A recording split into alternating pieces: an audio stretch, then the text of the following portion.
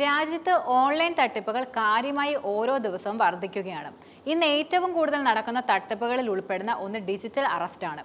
പലർക്കും ലക്ഷങ്ങളും കോടികളുമാണ് ഇത്തരം തട്ടിപ്പുകളിലൂടെ നഷ്ടപ്പെടുന്നത്. നിലവിൽ ഡിജിറ്റൽ തട്ടിപ്പ് നമ്പറുമായി എത്തിയ ഒരു ഓൺലൈൻ തട്ടിപ്പുകാരനെ പറ്റിച്ച് 10,000 രൂപ സ്വന്തമാക്കിയ ഒരു യുവാവാണ് സമൂഹ മാധ്യമങ്ങളെല്ലാം വൈറലായിരിക്കുന്നത്.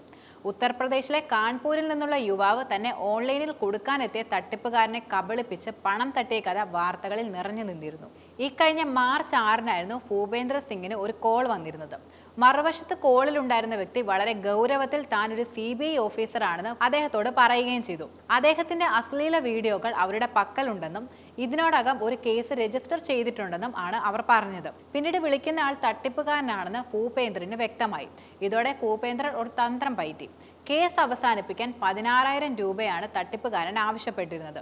അദ്ദേഹത്തെ വിശ്വസിപ്പിക്കാനായി തട്ടിപ്പുകാരൻ കേസിന്റെ ഒരു വ്യാജ FIR പകർപ്പും കൊടുത്തിരുന്നു. പണം നൽകാമെന്ന് സംബന്ധിച്ച ഭൂപേന്ദ്ര സിംഗിന്റെ കയ്യിൽ ഇത്രയും പണമില്ലെന്നും താൻ ഒരു സ്വർണ്ണമാല പണയം വെച്ചിട്ടുണ്ടെന്നും തട്ടിപ്പുകാരനെ പിന്നീട് ഇയാൾ അറിയിച്ചു. ഈ മാല തിരിച്ചെടുക്കാൻ 3,000 രൂപ ആവശ്യമാണെന്നും ഇയാളോട് പറഞ്ഞു. ഇതിൽ വീണ തട്ടിപ്പുകാരൻ ഭൂപേന്ദ്രന് 3,000 രൂപ നൽകി.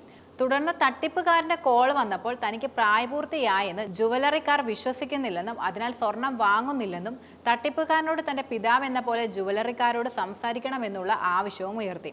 ഇവിടെ തട്ടിപ്പുകാരൻ നിന്ന് ഭൂപേന്ദ്രൻ 4,500 രൂപയാണ് പ്രധാനമായിട്ടും നേടിയത്. മാർച്ച് 10-ന് തട്ടിപ്പുകാരൻ വീണ്ടും വിളിച്ചു. മാല വിൽക്കേണ്ടതില്ലെന്നും പണയം വെച്ചാൽ 1,10,000 രൂപ ലഭിക്കുമെന്നും ഭൂപേന്ദ്രൻ തട്ടിപ്പുകാരനോട് പറയുകയും ചെയ്തു. പക്ഷെ അതിന് 3,000 രൂപ പ്രോസസിംഗ് ഫീസ് ആവശ്യമായി വരും. ആദ്യം ക്ഷുഭിതനായെങ്കിലും തട്ടിപ്പുകാരൻ 3,000 രൂപ കൂടി ഇയാൾക്ക് അയച്ചു കൊടുത്തു. അങ്ങനെ മൊത്തത്തിൽ തട്ടിപ്പുകാരനിൽ നിന്ന് ഭൂപേന്ദ്രൻ 10,000 രൂപയാണ് നേടിയെടുത്തത്. പിന്നീട് ഭൂപേന്ദ്ര ഒഴിവുകഴിവുകൾ പറയാൻ തുടങ്ങിയതോടെയാണ് താനാണ് കബളിക്കപ്പെടുന്നതെന്ന് തട്ടിപ്പുകാരന് മനസ്സിലായത്. തുടർന്ന് ഇയാൾ ക്ഷമാപണവും അപേക്ഷയുമായി ഭൂപേന്ദ്രനോട് സംസാരിച്ചു. നീ എന്നോട് തെറ്റ് ചെയ്തു, ദയവായി എന്റെ പണം തിരികെ തരൂ എന്ന അപേക്ഷയാണ് തട്ടിപ്പുകാരൻ മുന്നോട്ട് വെച്ചത്. ഇതോടെ ഭൂപേന്ദ്രൻ കോൾ കട്ട് ചെയ്തു. തുടർന്ന് അദ്ദേഹം പോലീസ് സ്റ്റേഷനിലെത്തി നടന്ന സംഭവങ്ങളെല്ലാം പോലീസിനോട് പറയുകയും ചെയ്തു. തട്ടിപ്പുകാരനിൽ നിന്ന് താൻ നേടിയ പണം ആവശ്യമുള്ള ആർക്കെങ്കിലും സംഭാവന ചെയ്യുമെന്നും അദ്ദേഹം പറഞ്ഞതായിട്ടാണ് റിപ്പോർട്ടുകൾ സൂചിപ്പിക്കുന്നത്.